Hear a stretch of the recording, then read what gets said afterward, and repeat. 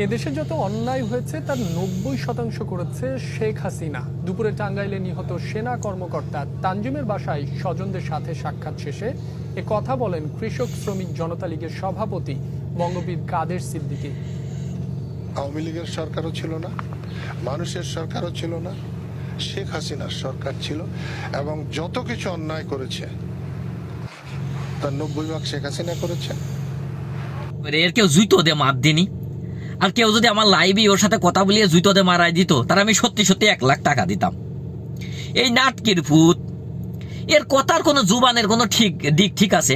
এখন করছে হাসিনা যতদিন সরকার চালিয়েছে এবং হাসিনার যতদিন সরকার চালানোর মধ্যে যত গুম খুন হয়েছে, সব থেকে বেশি গুম খুন করেছিল হাসিনা।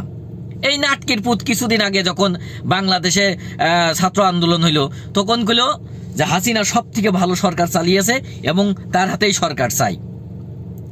আর কিছুদিন পরে আবার কি করলো যে শেখ মুজিবুর রহমানের বাড়ি পুড়িয়েছে, এটা মানুষের কাজ না, অমুকের কাজ না, তমুকের কাজ না, এটা ভালো কথা কইলেছে।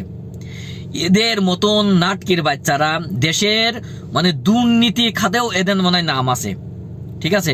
আর এদের মতন দেশে যে কয়জন লোক আছে তাদের আগে দেশ থেকে বিতাড়িত করা দরকার। এদের মতন চিটার বাটপার চোখের পলকে কথা উল্টিয়ে ফেলায় দেয়। এদের মতন লোক বাংলাদেশে থাকার থেকে না থাকা সব থেকে বেটার। এদের মতন লোভ লালসা আর লুবি আর বাংলাদেশে কোথাও পাবেন না, ঠিক আছে। এদের হাত থেকে বাঁচতে হলে এদের আগে পুঙ্গায় বাড়ি মেরে এই দেশ থেকে আগে তাড়াতে হবে, কারণ এদের কথার কোনো দিক ঠিক নেই। এখন এক কথা বলবে, ঘন্টাখানিক পরে আর এক কথা চলে যাবে। এর যে টুপি মাথায় দিয়ে মুখি দাড়ি দিয়ে এত মিশে কথা কথি পারে এই সিদ্দিকির বাচ্চা, এই নাটকের ভূত। আগে তুই এই দেশটায় হাঁটপি দিনি, তোদের মতন কিছু কলঙ্ক কিছু অজাত কুলাঙ্গারের জন্য এই দেশের এই দুরবস্থা। যারা সামনাসামনি সোজা কথা বলতে পারবি না, তোরা এমিন একবার যাবি, যেই দেখবি যে দল ক্ষমতায় আসছে সেই দলের নিয়ে পক্ষ নিয়ে কথা বলবি। তোদের মতন হারামজাদা এই দেশে থাকার দরকার নেই। দূর নাটকের পুতকনকের।